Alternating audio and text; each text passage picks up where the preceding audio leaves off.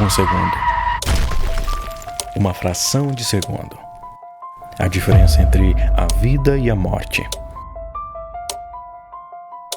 Quantas vezes já vimos cenas como essas em que o destino parece apresentar uma intervenção inexplicável, poupando vidas de forma quase milagrosa?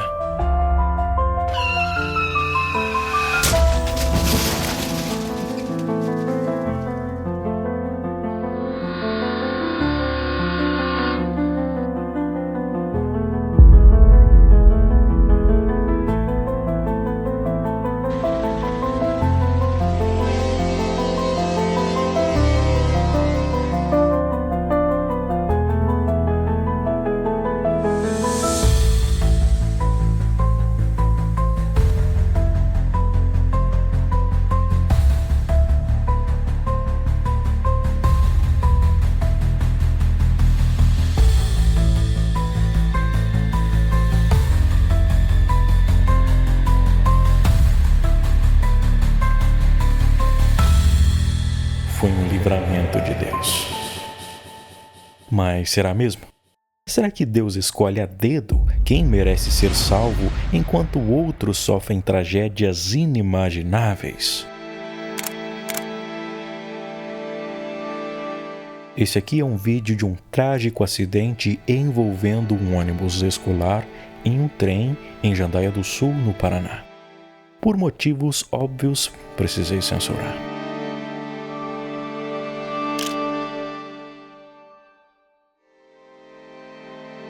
Morreram 2 crianças completamente inocentes como consequência da irresponsabilidade do motorista do ônibus.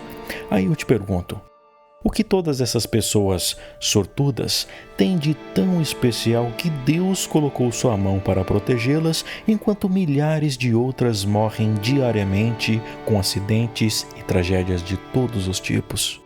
Fora aquelas que ficam com sequelas irreversíveis pelo resto da vida.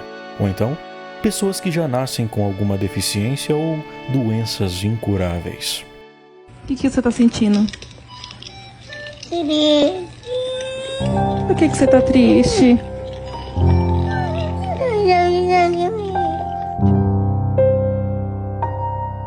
Esse aqui é o menino Enoque. Ele sofre com uma doença rara chamada hipoplasia cartilagem-cabelo, que causa nanismo. Com 7 anos de idade, seu tamanho é de uma criança de 1 ano e meio. A doença afeta os ossos, os pulmões e pode causar falência intestinal. Enoque é tão frágil que passa 20 horas por dia ligado a um aparelho para se alimentar, pois seu corpo não absorve nutrientes pela boca. Mas você sabe o que acontece? Quem pode curar, filho, é Deus. Então por que ele não me criou como uma criança normal? Por quê? Com essa doença aí. Porque ele tem Sem graça. Não, você Com essa doença sem graça aí. Deus tem um propósito na vida de cada um, eu já expliquei isso pra você. Mas a minha doença é muito sem graça. Porque Deus não me criou como uma criança normal. Esse é o questionamento de uma criança que veio ao mundo somente para sentir dor.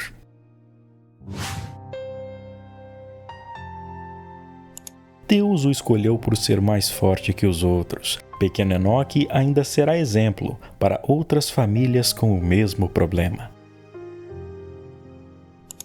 Tudo faz parte de um plano de Deus. Lembre que sem sofrimento ninguém aprende. A única forma de aprender a evoluir é sofrendo. E a única opção é aceitar isso ou desistir de tudo. Mas muitas pessoas, elas colocam a culpa em Deus. E o Senhor, ele não é culpado pelaquilo que acontece, o sofrimento que acontece na vida de alguém. Porque o Senhor, ele não tem prazer na morte de ninguém, sofrimento de ninguém. O que o Senhor quer é que se arrependa. Tudo o que o homem passa é causado pelas suas más escolhas. Temos que entender isso, que o sofrimento só vem sobre uma pessoa porque ela fez uma má escolha.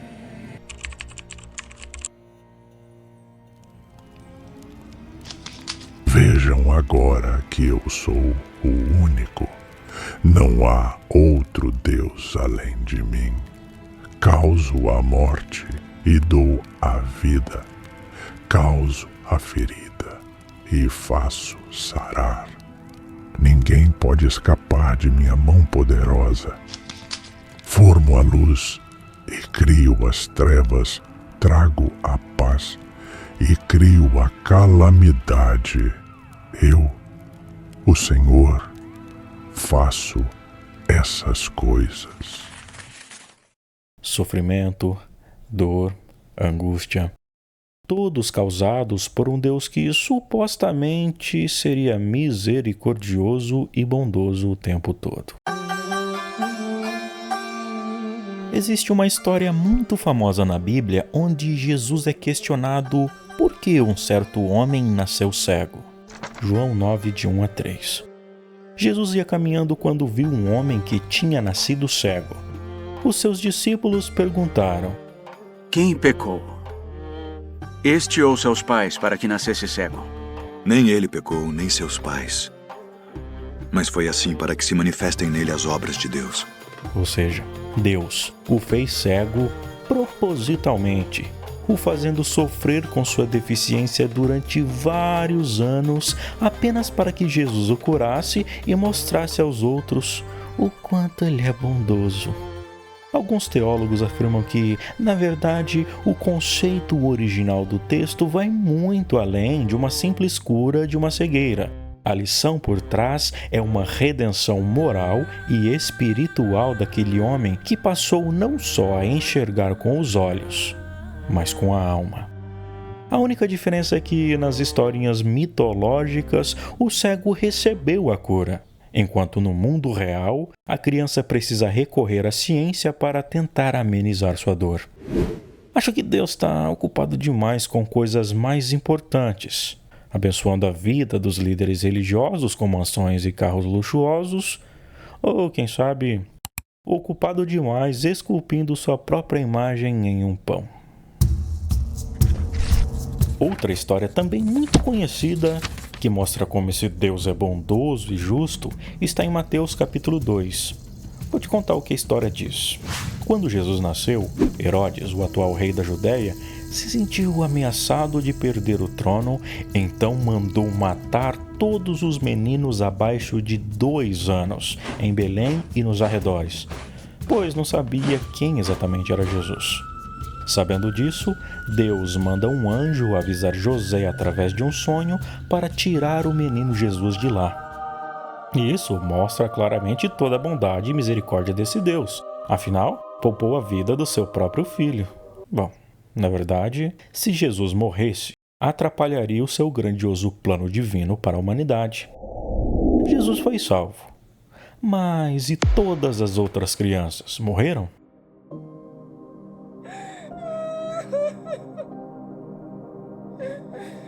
Ouviu-se um som em Ramá, um som de choro amargo. Era Raquel, chorando pelos seus filhos. Ela não quis ser consolada, pois todos estavam mortos. Não seria melhor Deus avisar todos os pais para tirarem suas crianças de lá e assim evitar um infanticídio? Ou melhor ainda, impedir que Herodes desse essa ordem? Não, porque isso interferiria no chamado livre-arbítrio. Livre-arbítrio é a capacidade de tomar decisões e fazer escolhas de forma autônoma, sem ser determinado por fatores externos como influências divinas, sociais ou biológicas. A expressão livre-arbítrio não aparece explicitamente na Bíblia. O conceito, no entanto, foi desenvolvido por teólogos e filósofos cristãos ao longo da história, com base em interpretações de passagens bíblicas que sugerem que o ser humano tem liberdade de escolha e responsabilidade por suas ações. São embasados principalmente na história de Adão e Eva, onde Deus deu a eles o poder de escolha entre não comer do fruto e viver para sempre ou comer e sofrer as consequências. Resumindo, Segundo essa explicação, Deus nos dá a liberdade de escolha e não interfere em nossas ações e decisões. Mas será mesmo? Ou é apenas uma falácia que serve apenas para passar pano em contextos difíceis de explicar? A Torre de Babel. A história da Torre de Babel está no livro de Gênesis, capítulo 11, de 1 a 9. Essa passagem narra como a humanidade, após o dilúvio, tentou construir uma torre que chegasse aos céus, desafiando Deus com sua ambição e unidade. Olha só o que diz os versículos 7 e 8. Vamos descer e atrapalhar a língua que eles falam, a fim de que não entenda o que o outro está dizendo.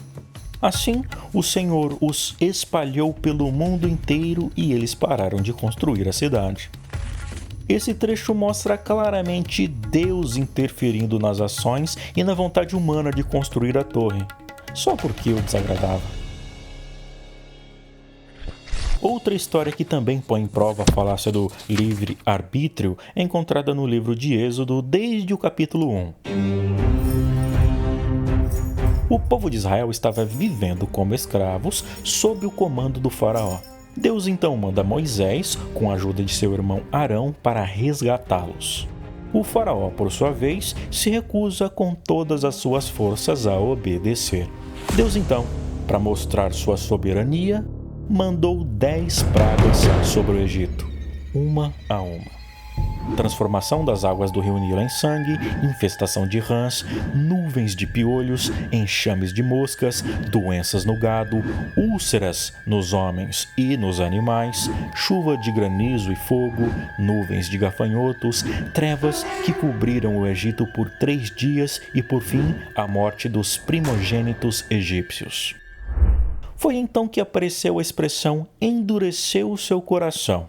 Usando a versão NTLH, uma tradução da Bíblia com uma linguagem mais simples, trata essa mesma expressão como ficar teimoso. Por mais que as pragas assolassem todo o povo e os animais, o faraó continuava teimando em não obedecer. Em alguns momentos, a história conta que o próprio faraó endureceu o seu coração, como descrito em Êxodo 8,15.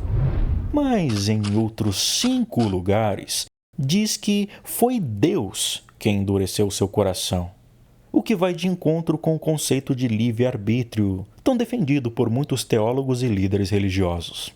Muito bem, Deus endureceu o coração de Faraó e o contexto é o seguinte: o coração de Faraó já estava endurecido e aquele que endurece o seu coração, Deus confirma essa dureza.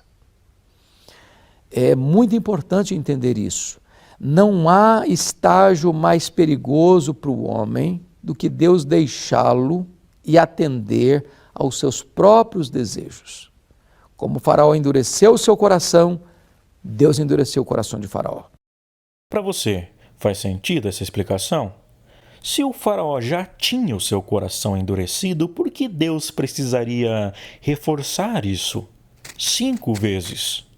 Bastava não fazer absolutamente nada que todo o seu plano ocorreria normalmente. Fato é que, lendo essa história, é possível notar que, conforme as pragas eram jogadas no povo do Egito, cada vez mais severas, o faraó ficava mais inclinado a aceitar a ordem de Deus. Olha só o que o faraó disse após a praga do granizo, a 7ª. Então, o faraó mandou chamar Moisés e Arão. Desta vez eu pequei, disse ele. O Senhor é justo e eu e meu povo somos culpados. Por favor, supliquem ao Senhor que ele ponha fim a essa tempestade horrível de trovões e granizos. Já chega, eu os deixarei ir. Não precisam mais ficar aqui. E o que ele disse após a praga dos gafanhotos, a 8ª. Sem demora, o faraó mandou chamar Moisés e Arão e lhes disse: pequei contra o Senhor, seu Deus, e contra vocês. Perdoem meu pecado apenas mais essa vez e supliquem ao Senhor, seu Deus, que ele me livre desta morte. No entanto, mesmo após essas declarações, Deus endurece o coração do faraó para garantir que ele não ceda completamente. Analisando o contexto completo, fica bem claro que o objetivo de Deus nunca foi resgatar o povo, mas sim mostrar sua soberania. Logo, para que todo o seu plano saísse conforme planejado, ele precisou intervir nas decisões do faraó. Tanto que, apenas após a 10ª praga, ele decide libertar os escravos. Ainda assim, o faraó decide mudar de ideia e perseguir os escravos. Fica bem clara a manipulação de Deus na decisão. Não acredita? Então vamos ler. Êxodo capítulo 14, versículo 4. Mais uma vez, endurecerei o coração do faraó e ele os perseguirá. Planejei tudo isso para mostrar minha glória por meio do faraó e de todo o seu exército. Então, os egípcios saberão que eu sou o Senhor. E os israelitas assim fizeram. Quando o rei do Egito soube que o povo de Israel havia fugido, ele e seus oficiais mudaram de ideia. O que fizemos? Perguntavam. Como podemos deixar todos os escravos israelitas escaparem? Então, o faraó mandou preparar sua carruagem e convocou suas tropas. Levou consigo 600 dos melhores carros de guerra, além das demais carruagens de batalha do Egito, cada uma com seu comandante. O Senhor endureceu o coração do faraó, rei do Egito, para que ele perseguisse os israelitas que haviam partido triunfantemente. Mas por que Deus teria feito isso de propósito? Os escravos já tinham sido libertados e o plano de Deus já tinha sido concluído.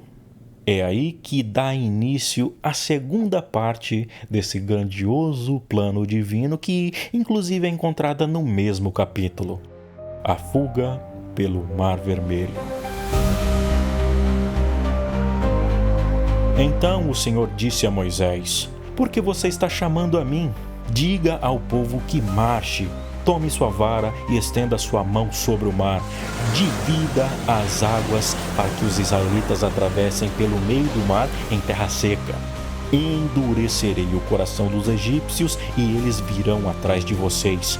Mostrarei minha glória por meio do faraó e de suas tropas, seus carros de guerra e seus cavaleiros.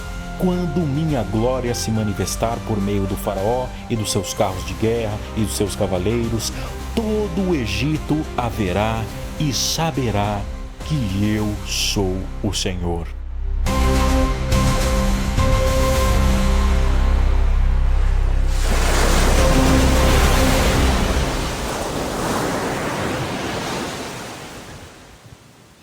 Mais uma prova que o plano de Deus nunca foi salvar o povo, apenas mostrar o quanto é poderoso e merecedor de adoração. No processo, até os animais que não têm culpa de absolutamente nada sofreram.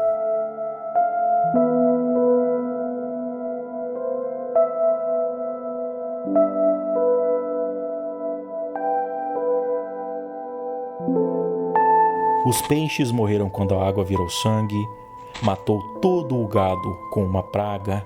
Animais também morreram com a chuva de granizo, matou o primogênito até dos animais. Será que buscar admiração, respeito e adoração através da força bruta, castigo e medo são características de um Deus justo, misericordioso e bondoso? Será mesmo que essas atitudes corroboram com um Deus que nos deu livre arbítrio? Ainda não está convencido de que esse tal livre arbítrio é uma enganação? Aqui estão mais alguns textos que comprovam que, se caso precise, Deus vai sim interferir nas ações humanas. Bom, se livre arbítrio é apenas uma invenção, isso levanta um enorme problema moral.